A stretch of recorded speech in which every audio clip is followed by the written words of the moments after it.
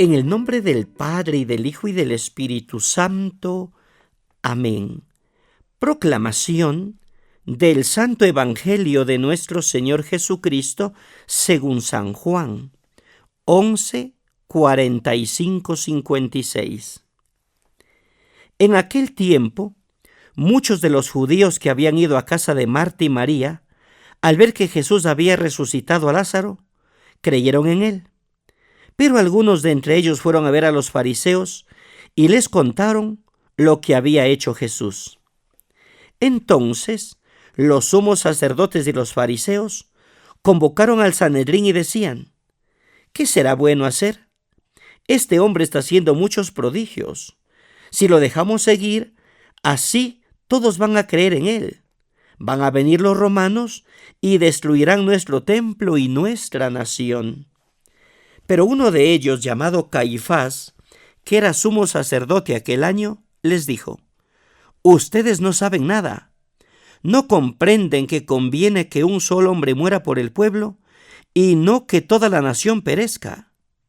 Sin embargo, esto no lo dijo por sí mismo, sino que siendo sumo sacerdote aquel año, profetizó que Jesús iba a morir por la nación, y no solo por la nación, sino también para congregar en la unidad a los hijos de Dios que estaban dispersos. Por lo tanto, desde aquel día tomaron la decisión de matarlo. Por esta razón, Jesús ya no andaba públicamente entre los judíos, sino que se retiró a la ciudad de Efraín, en la región contigua al desierto, y allí se quedó con sus discípulos. Se acercaba la Pascua de los judíos, y muchas de las regiones circunvecinas llegaron a Jerusalén antes de la Pascua para purificarse. Buscaban a Jesús en el templo y se decían unos a otros: ¿qué pasará? ¿No irá a venir para la fiesta?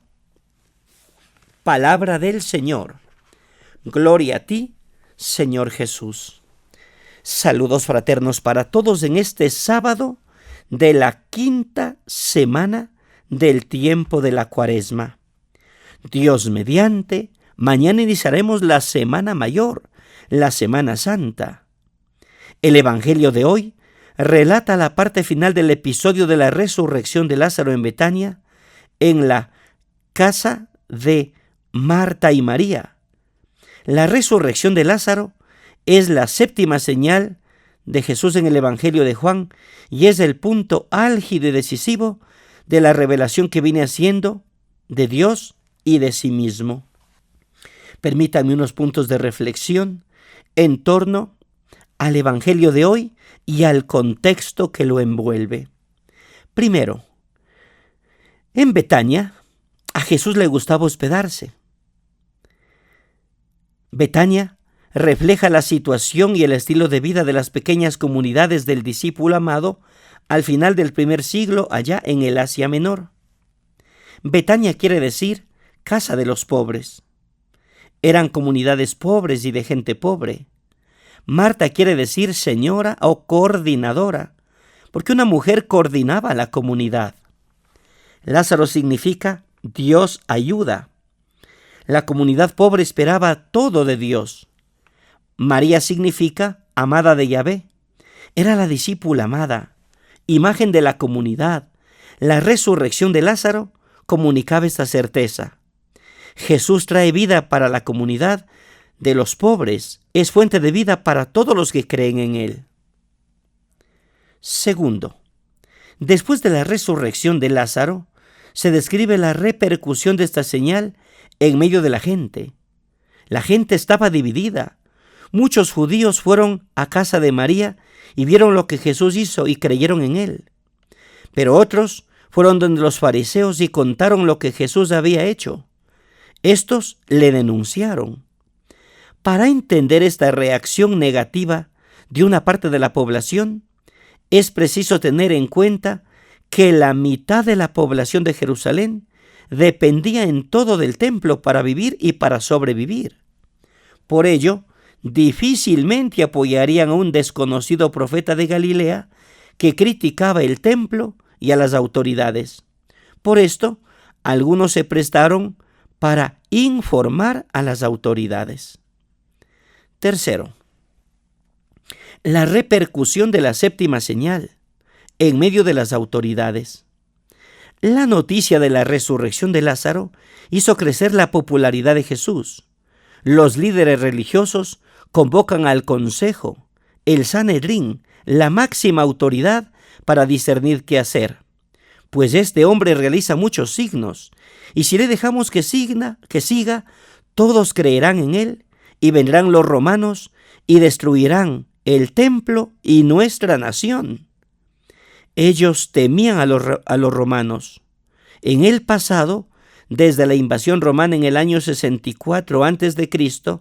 hasta la época de Jesús, se mostró varias veces que los romanos reprimían con toda la violencia cualquier intento de rebelión popular. Con Jesús, la reacción romana podía llevar a la pérdida de todo, incluso del templo y de la posición privilegiada de los sacerdotes. Por eso Caifás, el sumo sacerdote, decide: es mejor que un solo hombre muera por el pueblo y no que la nación entera perezca. Y comenta San Juan: Caifás no lo dijo por su propia cuenta, sino que como era el sumo sacerdote aquel año, profetizó que Jesús iba a morir por la nación, y no solo por la nación, sino para reunir a los hijos de Dios dispersos. Desde ese momento, los líderes, preocupados por el crecimiento del liderazgo de Jesús y motivados por el miedo a los romanos, deciden matar a Jesús. Cuarto, la repercusión de la séptima señal en la vida de Jesús. El resultado es que Jesús vive como un clandestino. Jesús no andaba ya en público entre los judíos, sino que se retiró de allí a la región cercana al desierto, a una ciudad llamada Efraín, y allí residía con sus discípulos. La Pascua estaba cerca. En esa época del año, la población de Jerusalén se triplicaba por el gran número de peregrinos y romeriantes. Todos conversaban sobre Jesús. ¿Qué pensará hacer? ¿Será que no va a venir a la fiesta? En la época en que fue escrito el Evangelio, al final del primer siglo, época de la persecución del emperador Domiciano, del 81 al 96, las comunidades cristianas también estaban obligadas a vivir en la clandestinidad por la persecución. Es el triunfo de la vida sobre la muerte, de la fe sobre la incredulidad. Un agricultor comentó: a nosotros nos toca retirar la piedra y Dios resucita la comunidad.